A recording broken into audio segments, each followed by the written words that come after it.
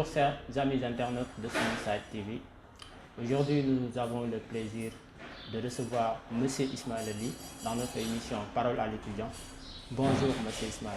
Bonjour Mamouglo. Je rappelle que vous êtes étudiant en Master 2 en Management des collectivités territoriales et développement local à l'UVS. Vous êtes aussi assistant social. Est-ce exact?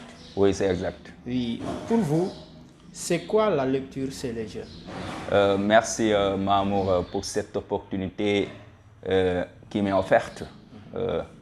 En fait, la lecture, c'est un exercice intellectuel. Dans la lecture, il ne s'agit pas de déchiffrer les mots. Il s'agit de comprendre la pensée de l'auteur. La lecture, c'est s'approprier d'une langue. C'est essayer de comprendre la pensée d'un auteur à travers un livre. Et cet effort intellectuel, comme le disait Victor Hugo, c'est lui un esprit qui ne lit pas, maigri comme un corps qui ne mange pas. Donc la lecture, ce qui fait nourrir l'esprit, c'est la lecture. C'est la raison pour laquelle c'est désolant quand, aujourd'hui, les apprenants ne lisent plus. Oui, effectivement. Donc, ça va nous permettre de revenir un peu sur notre thème qui porte sur les jeunes et la lecture, le livre et l'Internet. Au-delà de l'aspect que suscite donc le livre chez les jeunes, est-ce que vous pensez, ou bien est-ce que vous pouvez nous expliquer s'il y a un rapport entre la lecture et les jeunes? Effectivement, normalement, tout jeune, tout apprenant en tout cas, doit impérativement aimer la lecture. Parce que la lecture est un moyen d'acquisition de connaissances. Pourquoi vous dites impérativement? Impérativement parce que tout simplement, les vraies connaissances se trouvent dans les livres. Quand on veut maîtriser une langue écrite, que ce soit l'arabe, que ce soit l'anglais, que ce soit le français, il faut lire. Je vais vous donner une anecdote. Par exemple, comment il s'appelle encore Balzac, Honoré de Balzac. Lui, il n'aimait pas l'école. Mais il passait enfermé dans une chambre pendant 6 heures pour tout simplement lire. Il faisait l'école buissonnière. Il n'aimait pas l'école. Mais à travers la lecture, il est devenu une icône. Il est devenu une bibliothèque. Et Honoré de Balzac, sa plume était extraordinaire. Parce qu'on écrit ce qu'on lit. Aujourd'hui, c'est pourquoi je dis tout apprenant, tout étudiant qui ne lit pas, mais c'est paradoxal, surtout un élève littéraire. C'est la raison pour laquelle il doit y avoir un lien impératif entre la lecture, entre les jeunes et la lecture. Mais pourtant, vous donnez un exemple. Vous prenez Balzac comme étant une personne qui s'est appris seule à travers les livres. Mais n'est-ce pas, est-ce qu'on peut penser à une autodiscipline lorsqu'on s'en tient au livre? Laquelle? Je n'ai pas compris. Est-ce qu'on peut parler de l'autodiscipline? Pourtant, une personne qui n'a pas fréquenté l'école, mais qui arrive à apprendre certaines choses à travers la lecture. Mais là-bas, est-ce qu'on peut parler de l'autodiscipline? Évidemment, vous savez, quand vous maîtrisez une langue, quand vous lisez, vous s'auto-éduquez. Vous vous auto-éduquez. Ça vous permet de découvrir ce qu'on vous donne en classe, ce qu'on vous donne à l'école ne suffit pas. Il faut aller au-delà. Et pour aller au-delà, il faut impérativement lire. C'est cette lecture qui te permet de découvrir d'autres auteurs qui ne sont pas même de votre siècle. Ce qui permet de découvrir Victor Hugo, la pensée de Victor Hugo, la pensée de Rousseau, la pensée de Balzac, la pensée de Mariamba, la pensée de Léopold Sédar Senghor, la pensée de Fatou Diom et tout autre écrivain, pourvu que vous maîtrisiez la langue dans laquelle cet auteur s'est exprimé. Mais pourquoi, ou bien qu'est-ce que vous pensez de la position des jeunes qui n'aiment pas lire, surtout aujourd'hui? Bon, c'est quelque chose que j'ai toujours dénoncé. Malheureusement, aujourd'hui, on se rend compte que dans tous les concours organisés ici au Sénégal, si vous ne maîtrisez pas la langue de Molière, vous n'allez pas réussir. Et la science va se trouver aux côtés de ceux qui ont le niveau. Mais est-ce qu'on peut maîtriser la langue de Molière sans pour autant lire? C'est impossible. Sinon, vous allez parler du français familier. Mais aujourd'hui, les vrais mots, quand un auteur prend sa plume et écrit, il va essayer de le faire de la manière la plus parfaite. Il va donner des mots impressionnants. Il va donner des expressions impressionnantes. Il va, en quelque sorte, mettre dans le livre des choses extraordinaires.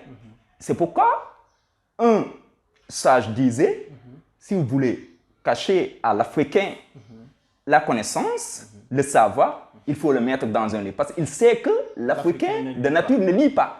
C'est la raison pour laquelle aujourd'hui, si nous avons des problèmes avec notre histoire, avec notre culture, c'est parce que tout simplement, nous ne lisons pas. Mais il y a des gens brillants, des Sénégalais, qui nous ont légué une connaissance culturelle, beaucoup de connaissances à travers les livres. On peut prendre l'exemple de Mamadou Dia, qui a écrit ses mémoires, et dans lesquelles il est revenu sur l'histoire du Sénégal. On peut prendre également les mémoires de Senghor. On peut prendre également le destin pour l'Afrique d'Abdoulaye Wade. Donc, quand normalement, moi qui lis ce livre d'Abdoulaye Wade, je comprends exactement la pensée d'Abdoulaye Wade. Sa vision du monde, sa vision de l'Afrique, qu'est-ce qu'il veut pour son pays, qu'est-ce qu'il veut pour l'Afrique. Mais malheureusement, si on ne lit pas, on ne peut pas découvrir cela. Abdoulaye Wade, c'est-à-dire on peut suivre ses interviews, mais on gagne peu de connaissances. Mais quant à Abdoulaye Wade, ou le président Abdoulaye Wade, ou un autre penseur, ou un autre politicien aujourd'hui, quand il prend la décision d'écrire un livre, c'est parce qu'il s'enferme, il prend son temps, il expose tout ce qu'il veut partager à ses compatriotes. Effectivement, comme vous le dites, hein, je soutiens votre argumentation. Senghor, voilà, lui, il nous expliquait qu'il travaillait le matin et le soir, il s'enfermait donc pour écrire. Effectivement, je vous donne une autre anecdote. Mamadou Dia, que j'apprécie beaucoup. Mamadou Dia, quand il était emprisonné en 1962, il a fait 12 ans de prison à Kédougou. Vous savez, Mamadou Dia, qu'est-ce qu'il dit dans ses mémoires? J'avais rédigé un emploi de temps. Je travaillais comme un étudiant. Il se réveillait à 4 heures du matin. Il faisait ses prières, ses ibadats, ses adorations. Et puis à partir de 9 heures, il lit jusqu'au crépuscule. C'était extraordinaire. Il a dit, il a terminé, même musulman qu'il est, il lisait même des écritures chrétiennes. Ça dit, il lisait la Bible, il lisait tout. Il dit, avec ça aussi, j'ai perfectionné mon arabe. Donc, Mamadou Dia, aujourd'hui, quand il a dit ça, il a dit, en un temps record, il a terminé 4 tomes de livres. Et il est tombé d'une crise de surmenage extraordinaire. Mamadou Dia n'était pas, disons, un homme de science, c'est un politicien, c'est un homme politique qui passait toute sa vie carcérale à lire jusqu'à même être piqué de crise de surmenage. C'est extraordinaire. Mais puisque vous parlez d'homme politique, mais aujourd'hui, un homme politique doit avoir l'éloquence. Et pour avoir l'éloquence, il faut beaucoup lire, je pense. Effectivement, je suis d'accord avec vous. C'est-à-dire, pour vous dire, aujourd'hui, Mamadou Dia était privé de liberté. Il n'avait pas cette liberté-là. Imaginez-nous, j'ai fait cette comparaison, j'ai amené cette anecdote pour juste vous montrer, nous, les jeunes, nous sommes paresseux. Mamadou Dia qui était privé de lui. On peut prendre aussi Nelson Mandela à travers ses mémoires, c'est ce qu'il a expliqué. Nelson Mandela, même, il a appris une autre langue en vie carcérale. Il lisait parce que c'est un juriste, il est de formation juriste, il lisait beaucoup de livres, etc. Il payait donc les livres et on les amenait en prison et il les lisait. Pour vous dire juste tout simplement, nous qui avons la liberté, nous qui savourons notre liberté, nous qui sommes là de matin au soir sans lire aucune page, ne serait-ce une seule page, alors que Mamadou Dia qui était en prison, qui passait toute sa vie à lire, qui passait tout son temps à lire, de même que Mandela et d'autres icônes. Donc ça veut dire que c'est extraordinaire. On doit s'inspirer de ces gens-là.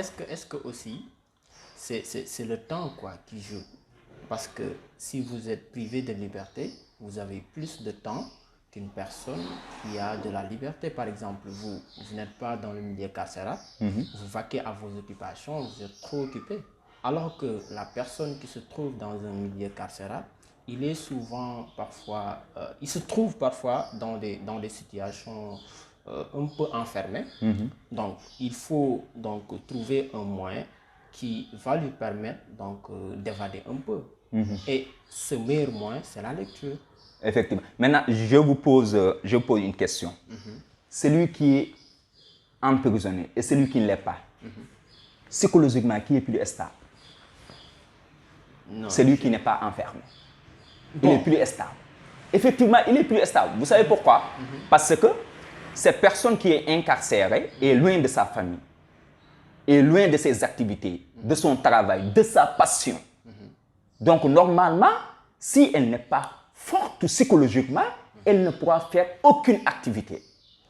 Nous, aujourd'hui, nous les jeunes, nos parents ne nous demandent qu'une seule chose. C'est quoi? Apprendre. Apprendre, effectivement. Mais pourtant, je le salue au passage, j'avais une fois entendu Abbas Aïda Diallo, étudiant à l'UVS, qui disait que quand ils avaient fait une enquête sur le nombre d'heures que les apprenants, que les étudiants passent sur les réseaux sociaux, mais c'est extraordinaire. Aujourd'hui, je me connecte 10 minutes, je me déconnecte, je me connecte 20 minutes, je me déconnecte. Mais quand on fait le cumul, ça fait des heures. Pourtant, toujours on est connecté sur les réseaux sociaux, donc on a largement le temps, on nous demande d'apprendre. Maintenant, pourquoi on ne donne pas ce temps-là à la lecture? Donc vous exigez donc aux jeunes de donner plus de temps à la lecture. Effectivement, c'est-à-dire, ce n'est pas une exigence, c'est un conseil. Moi, je conseille à tout jeune de lire. Parce que c'est le meilleur moyen pour comprendre une langue. C'est le meilleur moyen pour acquérir beaucoup de connaissances, au-delà des connaissances que vous allez recevoir de vos professeurs. Les professeurs ne vous donnent absolument rien. Et nous l'avons constaté dans les premiers jours en classe, on nous donne le programme, les livres qu'il faut lire, etc. Moi, c'est désolant quand j'entends des étudiants, des élèves qui disent que depuis que je suis élève, depuis que je suis étudiant, je n'ai jamais terminé un livre, je n'ai jamais lu un livre du début à la fin. Mais c'est paradoxal, c'est aberrant. C'est aberrant. Puisque vous le parlez ainsi, parlez-nous un peu des bienfaits de la lecture. Comme je l'ai dit tantôt, vous savez, la lecture, c'est, comme le disent les Arabes, c'est la clé des connaissances. C'est la clé des connaissances. L'Arabe a bien compris l'importance de la lecture. C'est pourquoi Miftah, quand on dit Miftah, c'est clé. Donc c'est la clé des connaissances. C'est-à-dire aujourd'hui, si je veux comprendre, ou si je souhaite comprendre Mamoun Lo, mais on n'est pas contemporain, bon, je suis venu derrière lui, mais je veux découvrir Mamoun. Est-ce que je vais écouter Ismaël me parler de Mamoun? Non, Ismaël peut avoir des préjugés sur Mamoun. Plusieurs versions. Effectivement. Comme si c'est un guide religieux aussi, on me dit que c'est un homme de bien, l'autre dit non, etc., etc. Maintenant, moi, si je veux comprendre Mamoun Lo, il faut aller lire sa pensée. Vous lisez sa pensée parce que, comme le disent les Wolofs, qui écrit aussi Feng. Donc, je viens, la pensée de Mamoun a laissé beaucoup de livres, beaucoup d'ouvrages. Donc, je prends ces ouvrages, je lis et je comprends la pensée de Mamoun pour ne pas avoir un préjugé sur Mamoun. Mais également, ça, comme le disait Descartes, ça permet à la personne de communiquer avec les gens passés. Ça permet à la personne de découvrir beaucoup de connaissances, mais aussi ça permet à la personne de savoir ce qui se passe en France sans voyager. Pourtant, il y a des gens qui sont en France. Je n'ai jamais été en France, mais il y a des gens qui sont en France. Je connais la France mieux qu'eux, ou bien je connais certaines choses de la France mieux qu'eux, parce que tout simplement, je l'ai su à travers la lecture. Mais est-ce que ce que vous dites... Excusez-moi, je termine par cette anecdote. J'ai un professeur en gérontologie à l'École nationale des travaux sociaux spécialisés. Il nous disait, quand il étudiait au Canada, il est parti dans une bibliothèque. Et il cherchait des livres, il est tombé sur un livre intitulé Castor. Castor. Castor, oui. Castor, vous connaissez? Effectivement. Il a fouillé. Alors, ce livre est écrit par un Canadien. À travers ce livre, lui qui habitait à Castor pendant des années, il ne connaissait absolument rien de Castor. Ou bien beaucoup de choses. Il a connu beaucoup de choses à travers ce livre-là. Et c'est un Canadien qui a voyagé, qui est venu au Sénégal, qui s'est imprégné de Castor et qui a écrit sur Castor.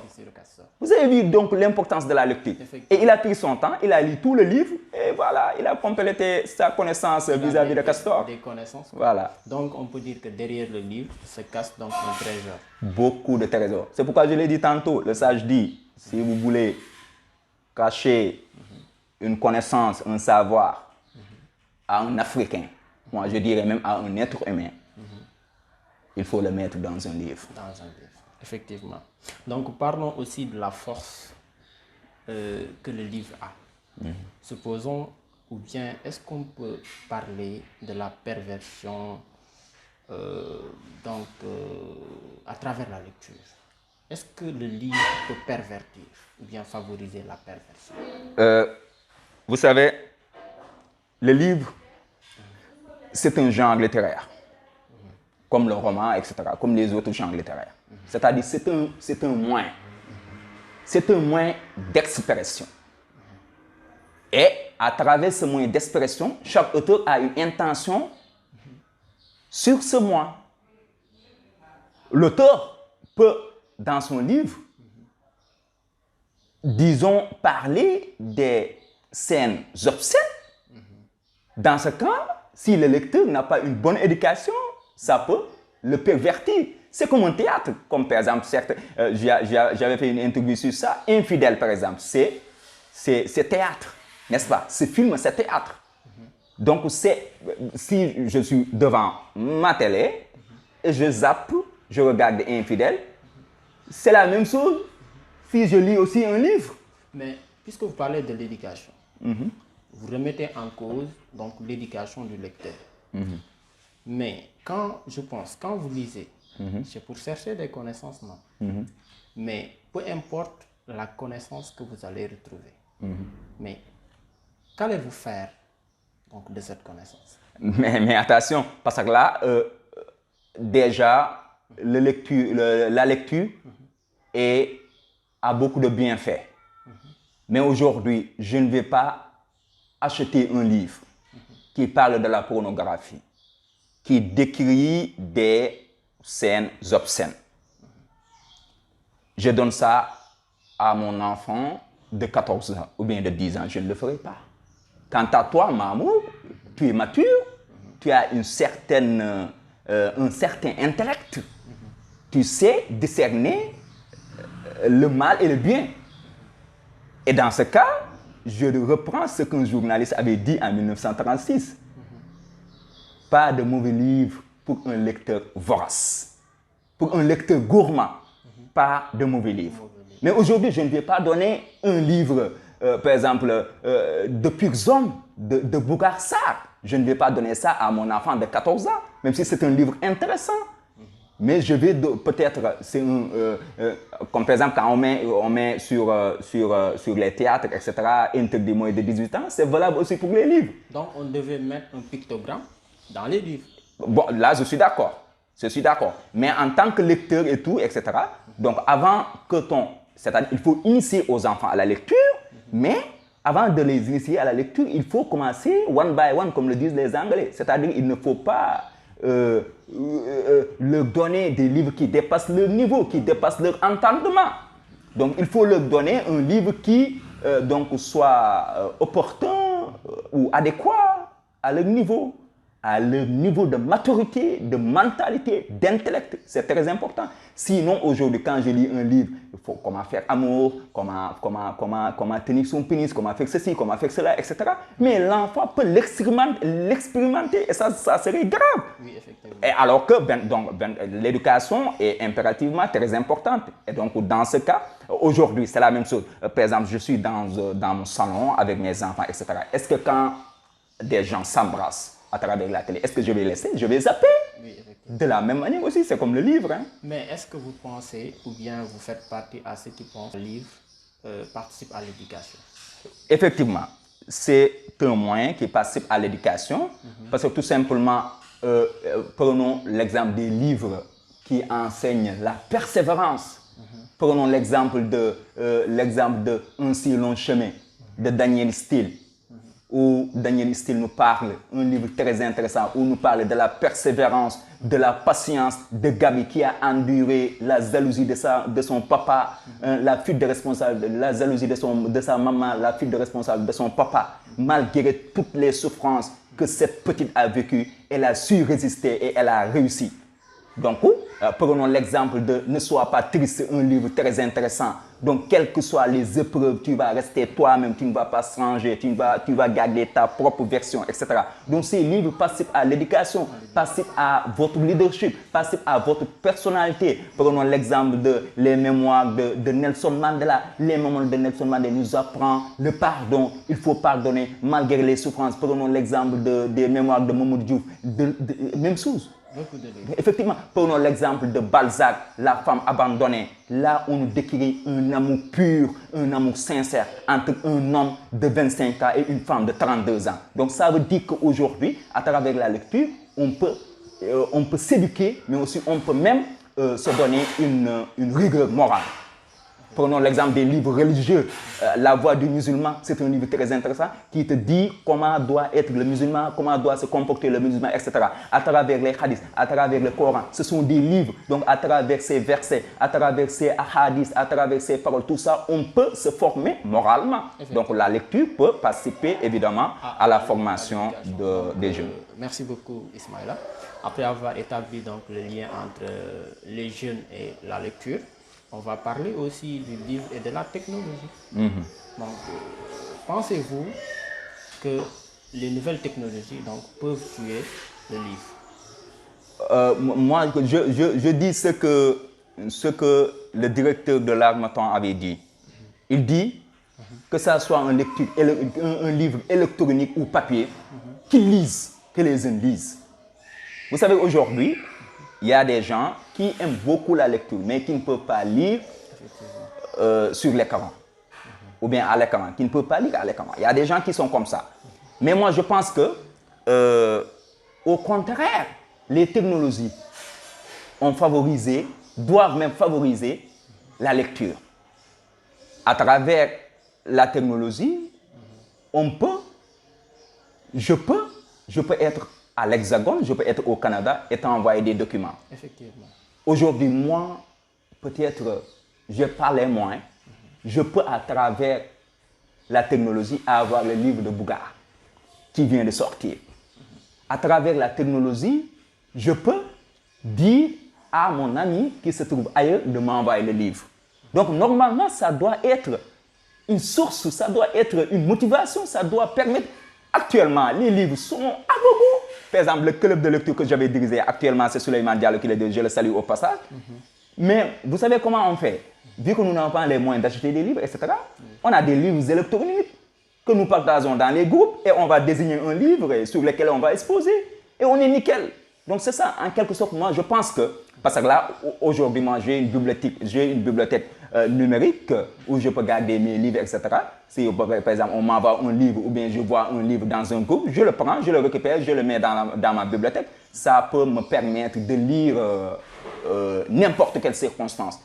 Quand je me trouve dans un bus, je peux lire. Dans une voiture, je peux lire. Quand je me promène ou je vais dans un banc garlé comme ça, je peux m'asseoir et lire sans problème. Donc, on peut dire que les technologies, ou bien les nouvelles technologies, participent beaucoup donc, à faire la promotion de la lecture. Moi, c'est mon intime conviction. Peut-être aujourd'hui aussi le temps qu'on devait donner à la lecture, malheureusement on l'a donné à la technologie. Mais les technologies, on peut les utiliser à bon escient. Mais malheureusement, c'est le cas contraire. C'est le cas contraire. Mais pourquoi aussi les livres papier n'ont pas disparu? Parce que tout simplement, la beauté de la lecture se trouve dans ça.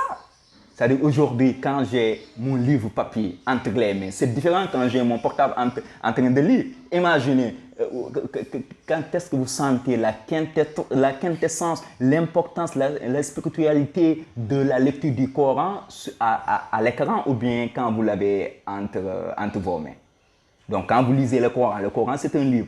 Quand vous l'avez en papier, vous êtes plus content, vous sentez plus de spiritualité, voilà, de relation, de connexion avec le Coran, avec votre Seigneur, qu'à l'écran. Donc, la beauté de la lecture, effectivement, se trouve dans le livre en papier. C'est pourquoi moi, j'alterne tous les deux, mais j'aime plus le livre en papier. Quand le livre est entre mes mains. C'est la même force, par exemple, entre le livre, supposons, on peut prendre le cas du Coran. Le Coran comme livre papier et le Coran comme livre électronique.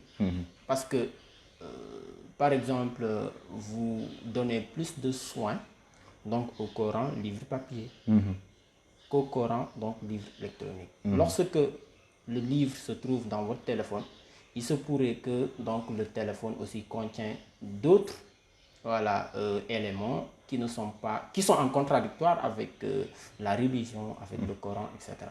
Oui, effectivement, c'est volatile. C'est-à-dire que c'est quelque chose, déjà, on ne peut pas le toucher. Le livre, c'est immatériel. Le livre qu'on voit sur nos portables, c'est immatériel. Donc aujourd'hui, moi, j'ai des amis qui me disent, quand je lis un livre à l'électronique, là, je ne sens pas que je me suis approprié du livre. Mais s'il s'agit d'un livre en papier, je suis très content. Paix à son âme, mon ami Aline, qui était scientifique, qui était ingénieur en informatique, mais il aimait trop la lecture. Lui, c'est le contraire. Il dit quand il lit à l'écran, oh, il est content. Là, il comprend mieux quand il lit en papier. Donc, ça, je pense que comme on dit, hein, les couleurs, les goûts, les couleurs ne se discutent pas. Donc chacun a son choix. Le contenu du téléphone n'a rien à voir avec le livre que vous avez, le Coran que vous avez dans votre téléphone. Je veux dire par là que aujourd'hui, il y a des gens qui se sentent plus heureux à lire en papier qu'à lire à l'électronique. Mais que ça soit lecture en papier ou lecture en électronique, l'essentiel c'est de lire. Comme le disait le directeur de l'Armatan, l'essentiel c'est de lire. Donc quelqu'un qui lit à l'électronique, c'est un lecteur. Quelqu'un qui lit à papier, c'est un lecteur aussi. Voilà, juste on va faire un peu du commentaire. Voilà, dans une interview, on a constaté, vous avez essayé de comparer donc deux générations. Je cite ce que vous y avez dit. Vous avez dit, la comparaison entre nos licenciés d'aujourd'hui et ceux d'avant n'est pas possible. Nous apprenants d'aujourd'hui ne les arrivons même pas au talon. Ils potassaient inlassablement et ne disposaient pas des moyens dont nous disposons aujourd'hui. Pourquoi vous avez dit ça? Effectivement, ça, je me rappelle, c'est l'article que j'avais publié sur Dakar Actu en 2019. Ça m'est traversé comme ça. J'ai écrit un article qui est actuellement disponible sur Dakar Actu, Cri du cœur. Je l'ai appelé Cri du cœur. À travers cet article, j'ai dit beaucoup de choses. Aujourd'hui, Mamoun, le constat est simple.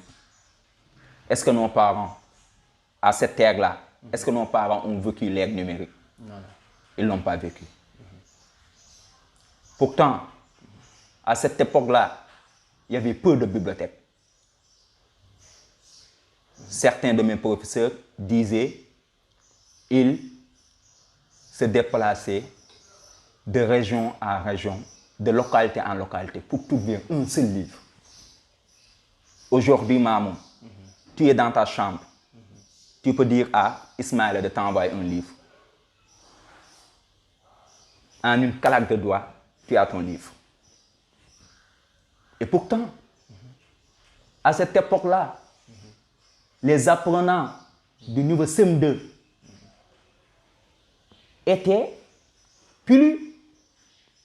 avaient plus d'habilité de s'exprimer facilement en français qu'à ces apprenants. Aujourd'hui, nous, quand nous parlons français comme des vaches espagnoles. Nous parlons mal le français. Il y a le barbarisme, il y a la syntaxe n'est pas respectée. Il s'agit d'une question d'encadrement. c'est pas une question d'encadrement. Tu sais la différence c'est quoi? Je te l'ai dit. Mamadou Dia, il apprenait jusqu'à surmener.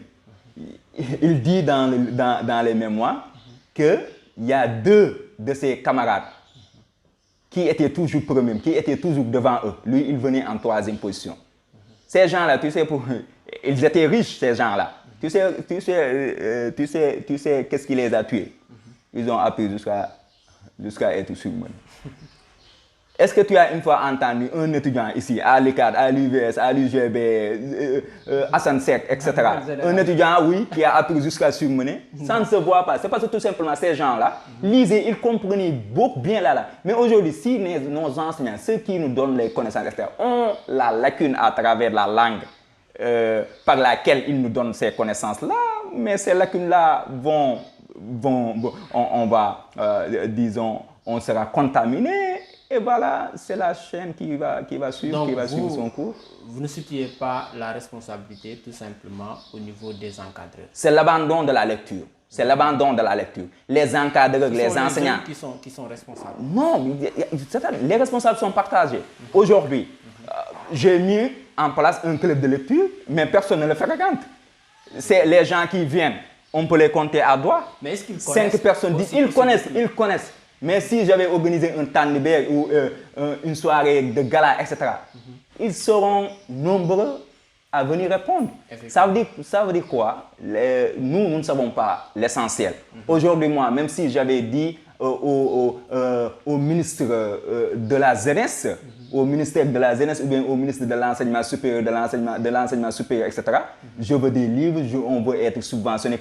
Ils ne le font pas parce qu'ils n'accordent pas. Alors que si quelqu'un qui vient de Seine-Petit-Galais, etc., veut des subventions, on lui donne. C'est-à-dire aujourd'hui, donc, l'État ou en tout cas les organisations, que ce soit les collectivités territoriales, que ce soit les bonnes volontés, tout ça, les universités, ils doivent mettre en place des facilitations qui permettent aux étudiants, aux apprenants de retourner à la lecture. Aujourd'hui, quand nous avons exposé à l'UVS notre projet de lecture, c'est-à-dire nous voulons établir dans chaque ENO un club de lecture, mais voilà, ils l'ont mis dans les tiroirs et c'est fini. Il n'y a pas de souci. On va aller avec ceux qui aiment la lecture. Et donc puis, après, nous aurons l'occasion de revenir donc, amplement sur le club de lecture. Mais on va continuer le commentaire. Vous avez aussi ajouté que la disponibilité du livre dans les bibliothèques et librairies. Voilà, vous parlez de la disponibilité donc, du livre dans les bibliothèques et les librairies. Mais est-ce qu'il y a suffisamment de bibliothèques? Maman, aujourd'hui, nos parents, à l'époque, nos parents pouvaient prendre comme prétexte, il n'y a pas de livre, c'est pourquoi moi je ne lis pas. Et ils auront raison. Mais nous n'avons aucune raison, aucun prétexte pour ne pas lire. On ne peut pas prendre comme prétexte, il n'y a pas de livre. Ce n'est pas un prétexte. Les livres, il y en a à gogo, comme le sable. Même si je fais une hyperbole, mais c'est ça la réalité. Je vous l'ai dit, même si les bibliothèques ne sont pas nombreuses, actuellement, il y a un projet qui est en train d'être mis en place. Les bibliothèques communales, on voit ça à Pékin. Il paraît qu'il y a à Yembel. Donc, même à Guédiawaye. Il y a à Guédiawaye. Mais maintenant, à Guédiawaye, je rappelle, 1000 francs, vous donnez 1000 francs pour toute l'année. 1000 francs. Mais il n'y a pas de livre dans cette bibliothèque. Non. Moi, j'ai fréquenté cette bibliothèque quand je faisais 3e, donc la classe de 3e. Mais je vois, il n'y a pas de changement. On ne change pas les livres. Voilà, c'était les mêmes livres. Il n'y a pas de contenu en fait. Vous savez, des gens qui disent qu'il n'y a pas de livre. J'aimerais leur poser cette question-là. Est-ce que les livres déjà qui sont là-bas, est-ce que vous les avez lus? Peut-être ces livres-là. Non, il faut dire, très bien, il faut dire, il y a des livres qui ne m'intéressent pas. Mais il y a des livres. Très bien. Maintenant, je vous le dis, aujourd'hui, vous, parfois, chaque année, vous payez 3 500 ou bien 4 000 pour aller à Gorée. Effectivement. Pour juste prendre plaisir, prendre l'air, etc. Pourtant, BUE, à l'UQAD, et partout, il y a des bibliothèques qui sont là-bas, qui sont des bibliothèques publiques, où on donne 10 000 ou bien on donne 5 000 toute l'année. Et imaginons les 5 000 qu'on donne, qu'on donne comme abonnement, on gagne plus. On gagne plus de connaissances à travers ces 5 000 qu'on a donnés. On peut réussir un concours, on peut décrocher un job, etc. Et donc, c'est une compétence acquise. Et cette compétence-là est monnayable. On peut la transformer en monnaie, c'est-à-dire on peut la vendre. Donc, ce n'est pas un prétexte. Les bibliothèques sont disponibles. Et aujourd'hui, la bourse que l'étudiant reçoit, est-ce que c'est pour, disons, augmenter ses connaissances? Non, non. Il préfère acheter un pantalon, il préfère acheter une jupe, elle préfère acheter des chaussures, etc. Elle préfère mettre ça dans autre chose, etc. Oui, mais aujourd'hui, quand tu vois un étudiant qui sort de sa bourse 20 000 francs pour acheter juste l'interdiction au droit d'Amsatou Sow Sidibé, mais tu diras, mais ce gars-là, il est fou. Il est fou. Ou bien quelqu'un qui va dans une librairie et achète, par exemple, le livre de Souleymane Bassoudian que j'étais en train de lire, qui coûte 12 000 francs, comment philosopher en l'islam. Tu dis, mais ce gars-là, 12 000, comment je peux dépenser 12 000 sur un livre? Oui, effectivement. Il y a des livres qui coûtent beaucoup plus. Donc, ce n'est pas un prétexte en réalité. Mais si on dit que voilà, je ne lis pas, c'est parce que je suis paresseux, je ne lis pas, là, c'est un prétexte peut-être. Mais pour prendre prétexte comme les livres ne sont pas disponibles, il n'y a pas Agogo, il n'y a pas de bibliothèque, il n'y a pas de librairie, ça, c'est pas vrai. C'est pas du tout vrai. Donc, merci beaucoup. Et on va juste donner l'occasion de parler sur le club de lecture.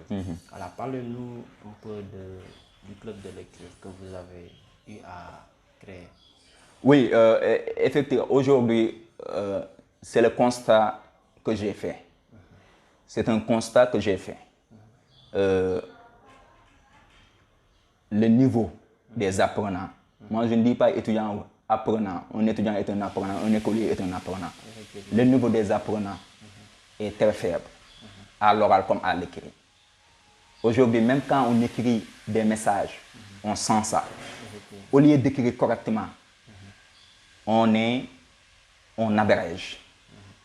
Et si on ne fait pas attention, on risque même de reprendre ça sur nos correspondances administratives, professionnelles, sur nos mêmes CV ou à l'occasion des concours et tout. Et moi, je suis étudiant, j'ai fréquenté les étudiants et je sais que le niveau est actuellement faible. Et moi, ce qui m'étonne ou ce qui me sidère, c'est que beaucoup d'étudiants, beaucoup d'apprenants qui, pendant 18 ans ou bien 15 ans, apprennent beaucoup de matières à travers la langue française, ne parviennent pas à s'exprimer correctement en français et qui se permettent de vouloir apprendre anglais, c'est paradoxal. Avant d'apprendre anglais, il faut essayer de maîtriser la langue que tu as apprise pendant 15 ans. Une langue d'apprentissage, en fait. Effectivement, une langue d'apprentissage qu'on a pratiqué pendant 15 ans et on ne parvient pas à... Mais vous parlez de la question de maîtrise. Mais est-ce que la question se situe donc à la maîtrise? Non, c'est pas Parce que moi, je pense que avec une langue voilà, que vous avez depuis il y a presque plus de 10 ans, mais forcément, vous avez des acquis dans cette langue. Mais comment est-ce possible qu'une personne qui a fait avec une langue plus de 10 ans n'arrive pas à maîtriser donc cette langue? Il y a une chose. Vous savez, quand je parle de maîtrise, c'est-à-dire normalement une langue que tu as apprise pendant 10 ans ou plus de 10 ans, parce que quand tu es étudiant, tu l'as appris plus de 10 ans, normalement cette langue-là, tu dois être capable de la parler à l'oral comme à l'écrit, sans faute. Mais est-ce que la question ne se situe pas au niveau de la pratique? Comme par exemple, vous avez créé donc un club de lecture. Oui. C'est pour permettre donc aux jeunes, aux apprenants, d'exprimer en fait. En fait, la pratique et la lecture, c'est différent. Vous savez, quand vous lisez, vous êtes en train d'accumuler beaucoup de connaissances, etc. Maintenant, vous aurez peut-être l'occasion de la pratiquer. Vous aurez l'occasion de la pratiquer à travers les clubs de lecture, à travers les échanges avec vos camarades, etc. et tout. Mais aujourd'hui, vous êtes à la maison, vous parlez Wolof ou Pulaar. Vous êtes dans la rue, vous parlez Wolof ou Pulaar. Vous allez à l'école, vous parlez Wolof ou Pulaar. Quand texte, vous allez parler français. Maintenant, si aujourd'hui vous n'avez pas des personnes avec qui parler français, il faut lire, parler au livre. Parlez au livre. Et vous aurez le moment. C'est pourquoi nous avons créé, j'ai mis en place ce club de lecture. Aujourd'hui, comment on fonctionne? Actuellement, l'actuel président, c'est Souleymane. Comment on fonctionne? On va choisir un livre. On va le partager dans le groupe WhatsApp. Et tous les membres qui sont dans le groupe sont obligés de lire le livre. Et on va désigner 4 membres ou 3 membres qui vont exposer sur le livre. Même ceux qui n'exposent pas peuvent même lire le livre et le comprendre mieux les exposants. Et le jour J, c'est la particularité du club de lecture. On expose sans document. Sans document. On ne regarde pas. On fait un résumé. On vient, on fait un résumé, et puis on pose des questions, et puis on répond, etc. Et on discute. Donc, on donne l'occasion aux membres de s'exprimer. Après avoir lu à la maison, donc ils vont venir nous expliquer le livre. Combien de temps l'exposant doit... On lui donne déjà 10 minutes pour le résumer. Et puis pour quand pour s'approprier du livre? Une semaine, 2 semaines. Une semaine, 2 semaines pour un livre de 100 pages. Ça, c'est de la rigueur. Non, ce n'est pas de la rigueur. L'actuel président, Souleymane Diallo, il lit un livre en un jour. Il commence 17h, il termine 3h du matin. Je lui ai dit, mais toi, moi, je ne peux pas. Je suis lecteur, je suis un grand lecteur. Bon, je ne me vante pas, mais je ne peux pas.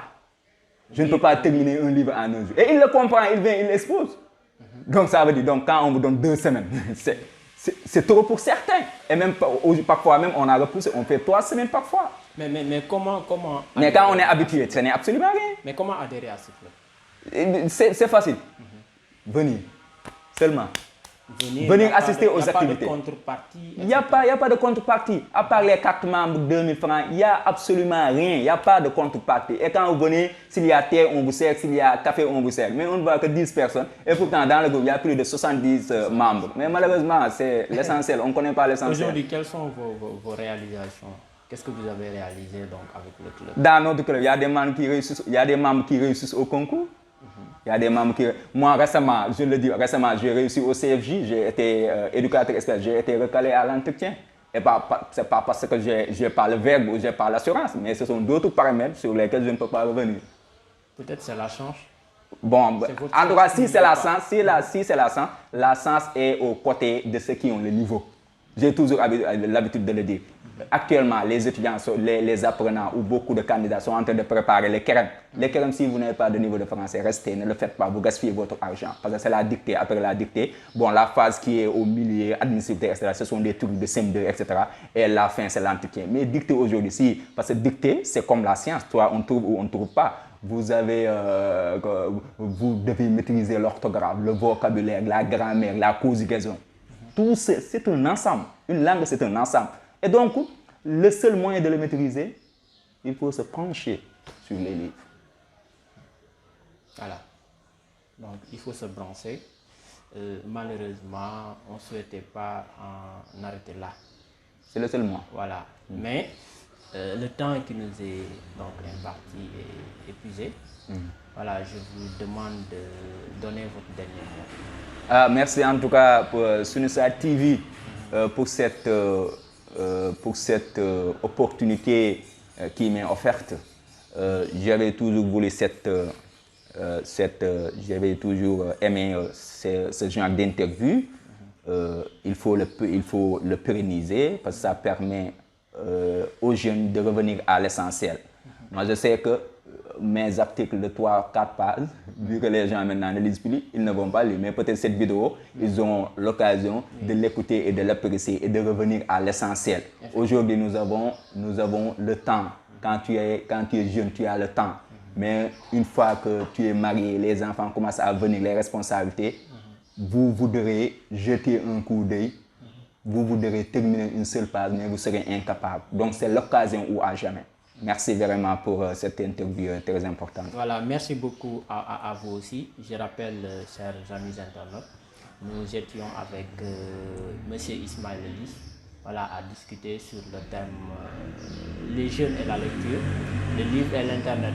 Voilà, je rappelle qu'il est étudiant en Master 2, donc spécialisé en management des collectivités territoriales et développement local. Voilà, il est aussi en même temps assistant social. Donc nous vous donnons rendez-vous dans une autre émission avec un autre invité. Merci beaucoup, à bientôt.